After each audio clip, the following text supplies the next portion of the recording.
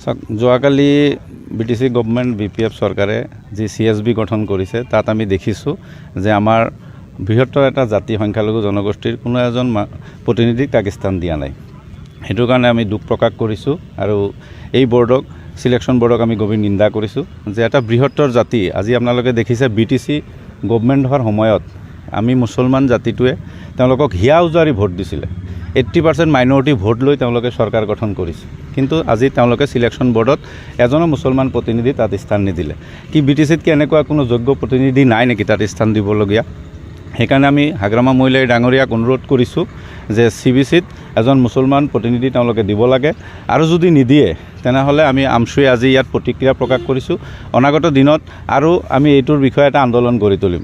আৰু এটা কথা আপোনালোকে দেখিছে যে তেওঁলোকে যিবোৰ প্ৰতিশ্ৰুতি দিছিলে, আজি তেওঁলোকে BTC ইলেকশ্যনৰ আগত তেওঁলোকে গভৰ্ণমেণ্ট অহাৰ আগত তেওঁলোকে মাটিৰ পট্টা দিম বুলি কৈছিলে, সেইটো আমি এতিয়ালৈকে দিয়া দেখিবলৈ পোৱা নাই। আৰু তেওঁলোকে আমাক ভোটাৰৰ যি সমস্যা সেইটো সমাধান কৰিম বুলি কৈছিলে, কিন্তু সেইটো তেওঁলোকৰ আমি প্ৰতিশ্ৰুতি দেখা নাই। আৰু তেওঁলোকে যিবোৰ প্ৰতিশ্ৰুতি দিছে সেই প্ৰতিশ্ৰুতিসমূহ যদি ৰক্ষা নকৰে, অহা দিনত তেওঁলোকে যিটো বিধানসভা ইলেকশ্যন আহি আছে তাত কিন্তু আমি তেওঁলোকক প্ৰত্যুত্তৰ দিবলৈ আমি সদায় আগভাগ লৈ থাকিম। আৰু তেওঁলোকে দেখিছে যে BTC চৰকাৰ গঠন কৰাত যি ধৰণে আমি মুছলমান সমাজে আগভাগ লৈছোঁ, ঠিক তেনেধৰণে কিন্তু বিধানসভাত আমি তেওঁলোকক প্ৰত্যুত্তৰ দিবলৈ সাজু থাকিম। আচলতে যোৱা BTC নিৰ্বাচনত সংখ্যালঘু 88% ভোট প্ৰদান কৰিছে BPFক। 8,87,000 ভোটৰ মাজত 5,22,000 ভোট সংখ্যালঘুৱে প্ৰদান কৰিছে BPF চৰকাৰক, হাগ্ৰামা মহিলাৰী। সেই ভোট লৈ হাগ্ৰামা মহিলাৰী গৰিষ্ঠ সংখ্যক সিট লৈ চৰকাৰ গঠন কৰিলে। চৰকাৰ গঠন কৰাৰ পিছত হাগ্ৰামা মহিলাৰীয়ে যি ধৰণে কাম কৰিব লাগিছিল সেই ধৰণে কাম কিন্তু আমি পৰিলক্ষিত দেখা নাই।